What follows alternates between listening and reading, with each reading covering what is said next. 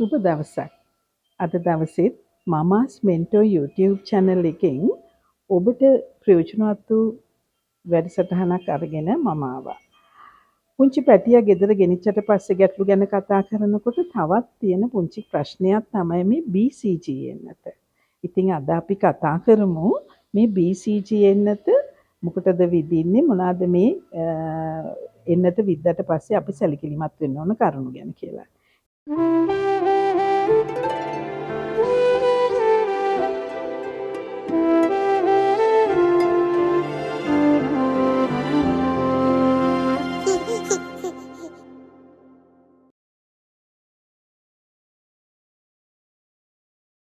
ඊට කලින් මට ඔබට කියන්න යමක් තියෙනවා.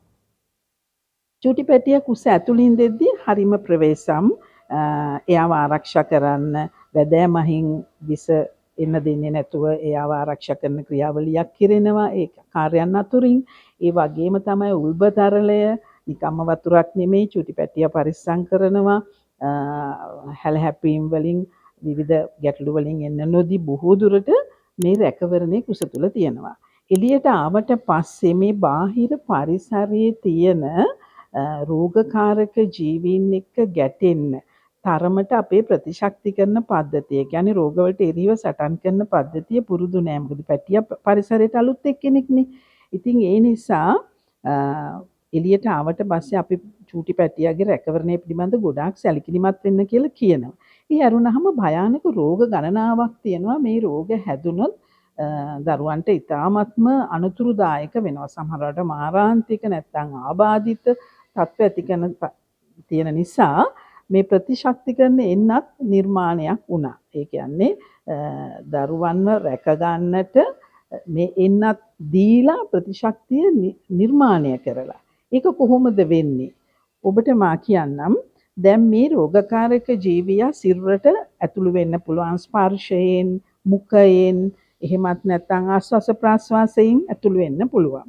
මේ ඇතුළු වුණාම මේ ජීවියා කවුද, මෙයා විෂ කෙනෙක්ද නැද්ද කියලා හොයලා පුංචි ප්‍රතිශක්තිකරණ පද්ධතිය හැඩගැහෙන්න ගියොත් අර ජීවියා ප්‍රබල වෙලා රෝගය හැදෙන්න පුළුවන්. මෙන්න මේක නිසා වෛද්‍ය විශේෂඥයෝ නිර්මාණය කරා පරිශන කරලා නිර්මාණය කර එන්නත්. එහිදී ඒ එන්නත් සාරය ක්‍රම කිහිපයකට දරුවට දෙනවා. එකක් ජීවියා මරලා දෙනවා. එහෙම නැත්නම් ජීවියා අඩපණ කරලා දෙනවා. නැත්නම් විෂ දූලක දෙනවා. දැන් ඔන්න ඔබ බය වෙනවා. එහෙමනම් මේ එන්නත් වලින් මේක එක රෝග හදන ඒවාද ඇතුල් කරන්න කියලා. දැන් අත් කකුල් හතර කැඩුවෙක් කෙනාට පුළුවන්ද ගහගන්න? බැහැනේ. නමුත් අපිට පුළුවන් මේ ඡන්දියයි කියලා අඳුර ගන්න. ඒ වගේ තමයි මර්පු එක්කෙනාට කොහොමත් බැහැනේ. ඉතින් ඒ නිසා මේ එන්නත් සාර වලින් අර ප්‍රතිශක්තිය හදලා තිබ්බම බාහිර පරිසරයෙන් ඔන්න නපුරු ජීවය ඇතුළුණු ගමම්ම ඒ ජීවියට එරෙහිව සටන් කරන්න ශක්තිය පුංචි සිරුර තුළ නිර්මාණය වෙලා තියෙනවා. ඉතින් එන්නත් දෙන එකෙත් අර මතක තබා ගැනීමේ ශක්තිය අනුව තමයි අඩපණ කරන ලද එන්නත් විද්දාම විශේෂයෙන් සරම්ප වගේ එන්නත් මුළු ජීවිත කාලෙටම එකක් විද්දාම ඇති. නමුත් අනිත් ඒවා වරින් වර මතක් කරන්නත් සිද්ධ වෙනවා. ඒක නිසා තමයි එන්නත් වාර කීපයක් හැටියට දෙන්නේ.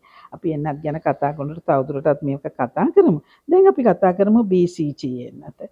මේ BCG එන්නත දෙන්නේ ක්ෂය රෝගය වළක්වන්න. ක්ෂය රෝගයත් ඉතාමත්ම අපි වෙහෙසකර තත්ත්වයටපත් කරන, අපිට සමහර ලාවට ක්ෂය රෝගය එක තැනකට විතරක් නෙවෙයි සිරුරේ විවිධ විදිවල ක්ෂය රෝගය හැදෙන්න පුළුවන්.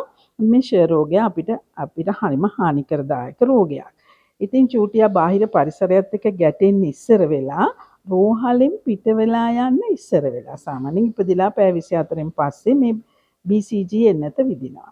BCG කියන නම හැදිලා තියෙන්නේ කැල්මන් ඇන්ඩ් ගුවරි කියන මේ නිෂ්පාදනය කරපු නිෂ්පාදකයන්ගේ නම් වලින් තමයි.